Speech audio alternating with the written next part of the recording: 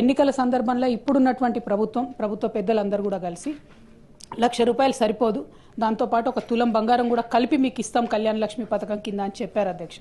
కళ్యాణ మస్తు అని పేరు పెట్టి ఈ పథకాన్ని ఇస్తానని చెప్పి కూడా చెప్పడం జరిగింది అధ్యక్ష.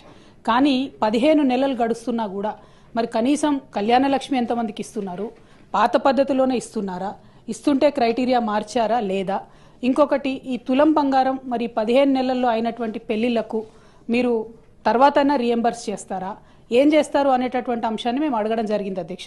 జవాబు చూస్తే చాలా డిసప్పాయింటింగ్ ఉంది అధ్యక్ష. కళ్యాణ మస్తు పథకాన్ని కన్సిడర్ చేస్తున్నారా అంటే సింపుల్గా సాఫ్ సీదా కన్సిడర్ చేస్తలేము అని చెప్పి ఆన్సర్ ఇవ్వడం జరిగింది అధ్యక్ష. అంటే మీరు ఎన్నికల ముందు మహిళలకు తులం బంగారం ఇస్తామని చెప్పి మభ్యపెట్టినామని చెప్పి వాళ్ళ కౌన్సిల్లో ఇచ్చినటువంటి సమాధానం వల్ల ప్రభుత్వం మళ్ళొకసారి నిరూపించుకుందని చెప్పి మేము భావిస్తూ ఉన్నాం అధ్యక్ష. మరి ఇట్లాంటప్పుడు మీరు ఇక మిగతా హామీలను మహిళలకు ఇచ్చినటువంటివి అది 2,500 కావచ్చు, ఇంకోటి కావచ్చు, వాటి పట్ల కూడా మరి కనీసం ఏం ఫోకస్ చేస్తలేరా, ఆ విషయాన్ని కూడా ప్రభుత్వం దయచేసి చెప్పవలసిందిగా నేను డిమాండ్ చేస్తున్నా అధ్యక్ష.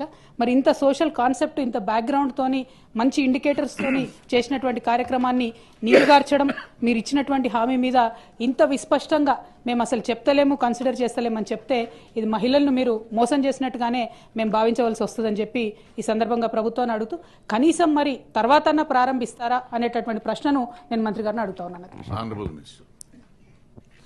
గౌరవ సభ్యురాలు అడిగినటువంటి ప్రశ్నకు ఏ లేదండి, బి ఆ ప్రశ్న ఉత్పన్నం కాదు, సి ఆ ప్రశ్న ఉత్పన్నం కాదండి. అధ్యక్ష, థ్యాంక్ యూ అధ్యక్ష. పొన్నం ప్రభాకర్ అన్న చాలా నిజాయితీగా మేము మహిళలను మోసం చేసినాం ఎన్నికల ముందు, ఇప్పుడు మాత్రం ఆ పథకం ఇచ్చే ఉద్దేశమే లేదు అని చెప్పి ఖరాఖండిగా కౌన్సిల్ సాక్షిగా చెప్పినందుకు వారికి ధన్యవాదాలు తెలియజేస్తా ఉన్నాను. కానీ ఈ రాష్ట్రంలో మహిళలు దాదాపుగా 51% పైచిలకు ఉన్నారన్న.